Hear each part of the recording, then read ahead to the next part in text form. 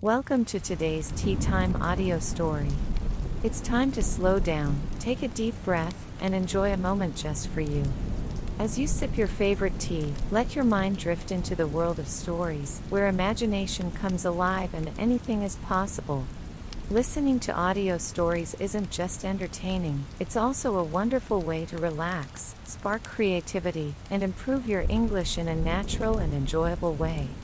Stories have the power to transport us to far-off places, introduce us to new characters, and remind us of life's little lessons. So whether you're here to unwind, learn something new, or simply enjoy a quiet escape, this is your time. Get comfortable, let your worries melt away, and allow today's story to take you on a journey. Let the magic begin.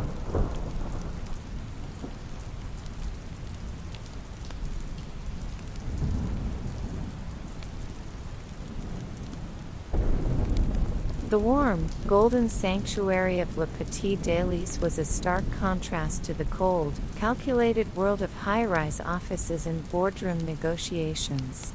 Adrien Laurent had spent the last few weeks lingering in the comforting embrace of the bakery, but today, he was forcefully reminded of where he truly belonged, or, at the very least, where the world expected him to be.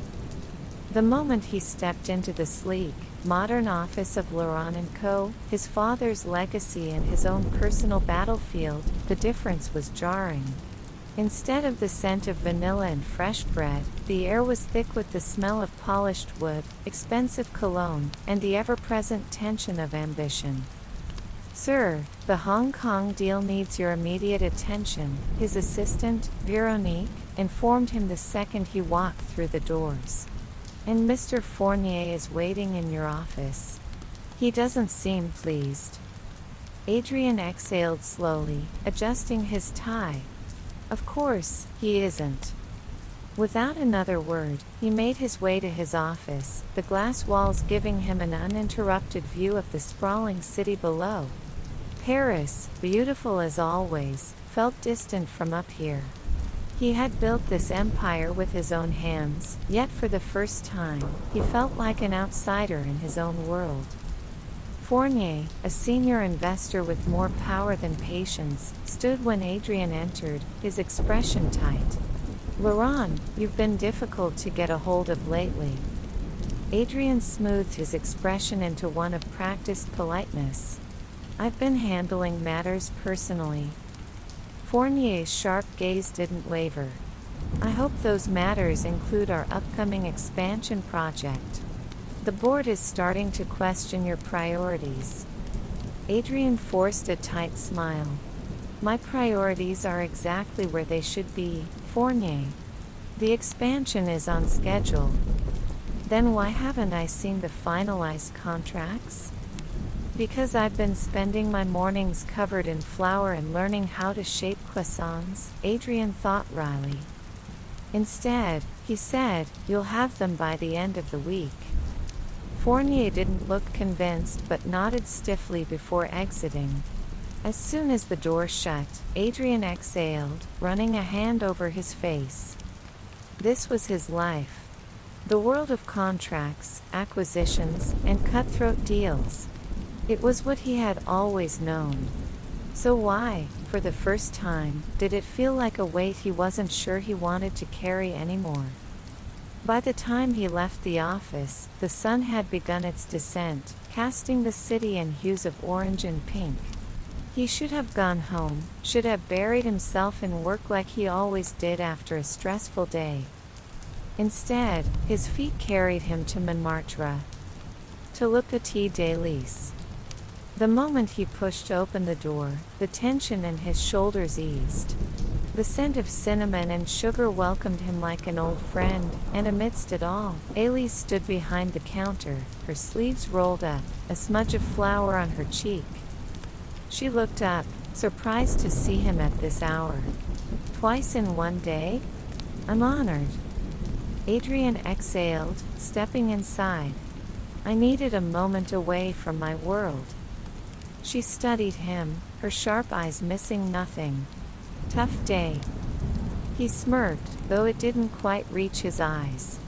Let's just say it reminded me why I prefer your bakery to my office. Elise wiped her hands on her apron before leaning against the counter. That bad?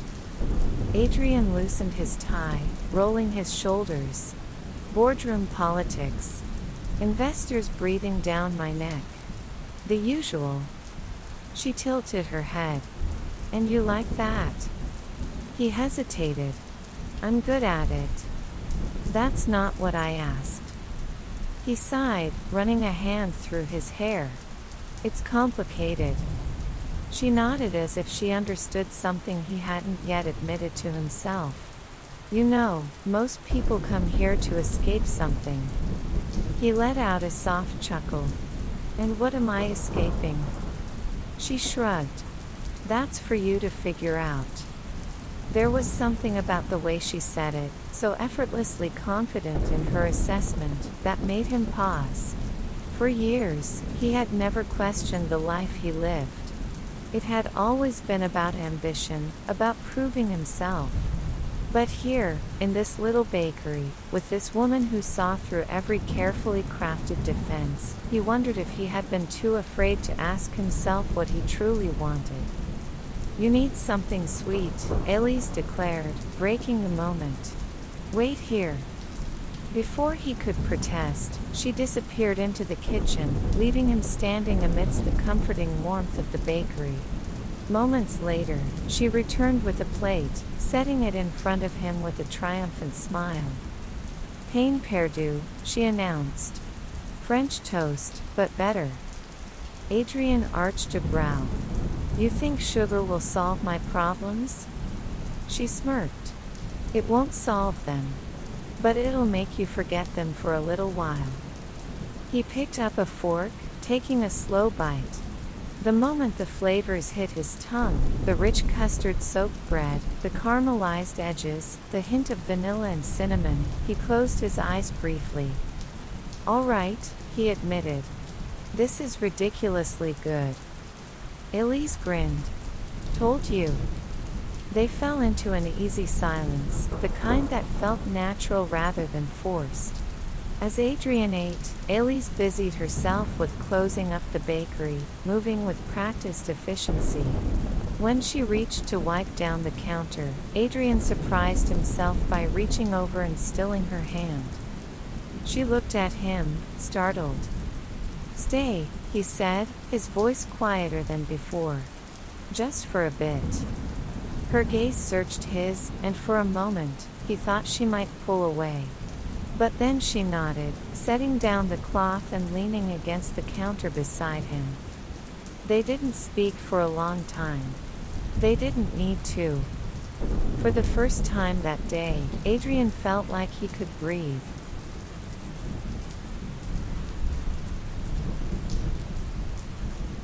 Thank you for joining today's Tea Time story. We hope you enjoyed this journey into the world of imagination and storytelling. Whether it made you smile, sparked a new thought, or simply gave you a moment to relax, we're grateful to have shared this time with you. Thank you for listening and being part of our story time. Keep dreaming, keep imagining, and we'll see you again for another magical tale soon. Until next time, take care and happy listening.